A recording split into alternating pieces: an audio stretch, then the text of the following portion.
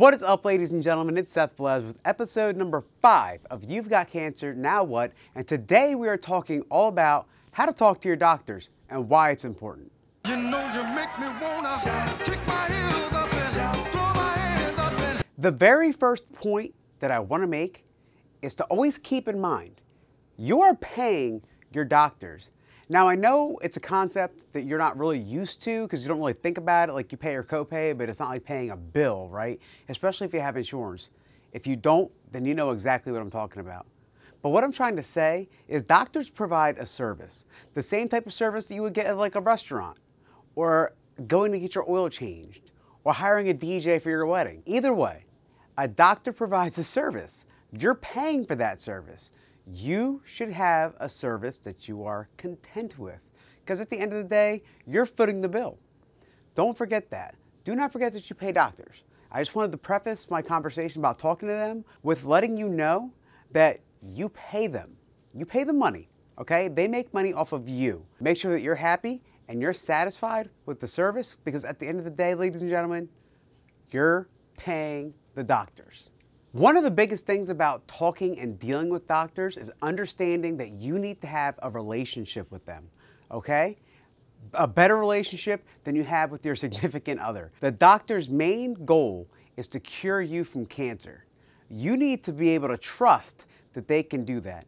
If for any reason or any circumstance you feel like you cannot trust them, then don't. You're not obligated to stick with a doctor because you went to them first. There's literally no rule book on how to change, maintain, or keep your doctors. If for whatever reason you don't feel comfortable and you want a second opinion, go get one. If that second doctor makes you feel 1,000 times better than the first one, then stick with that one. Use your gut.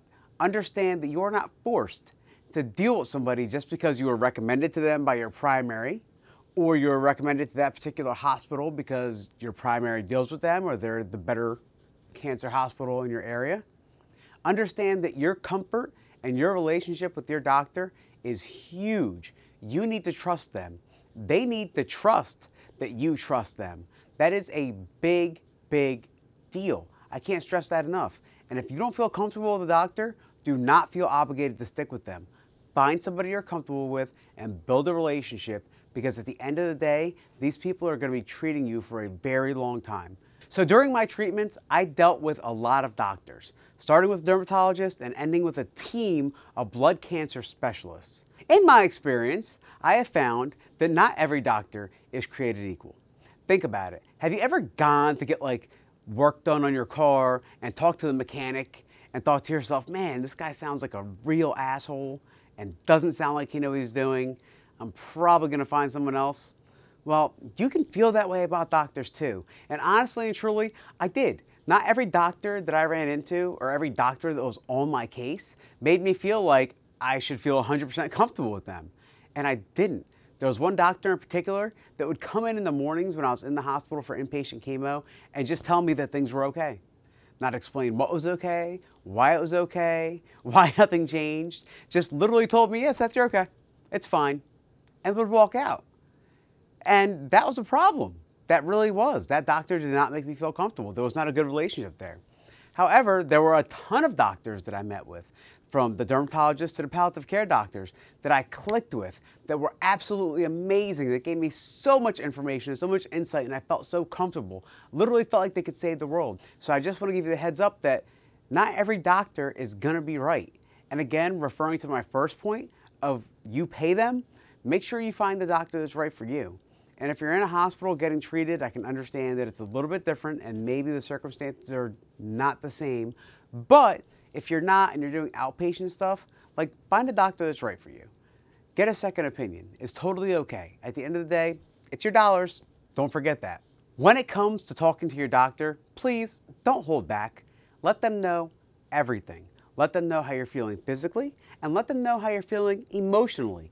That is huge. I can't stress that enough. Listen, a doctor, a practitioner, an oncologist might not specialize in psychology, but they are trained to realize symptoms of depression and anxiety, and they can refer you to the right people. Especially if you're at a hospital, they're literally in a group of individuals that deal with oncology patients all day and can help you on every aspect of the spectrum.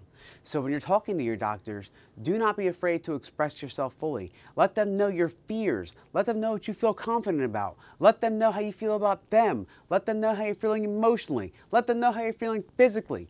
Don't hold back. Tell them that's what they're there for, and they can't help you if you don't express to them what's going on. And listen, I'm guilty of it. I would go to my oncology appointments and literally say nothing, okay? My doctor would say, how are you feeling? I'm like, I'm fine. I felt like shit. I was depressed. Things were horrible, and I wouldn't admit to it, and that's not the thing to do. Take it from somebody who did the exact opposite. When you're talking to your doctor, let them know exactly how you feel, why you feel that way, and ask them if there's some way to treat it and make it better.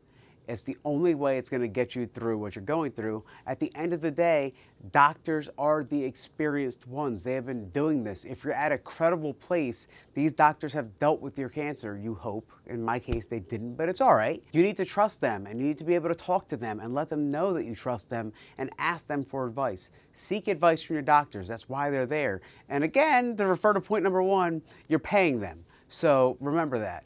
You can complain to them all you want.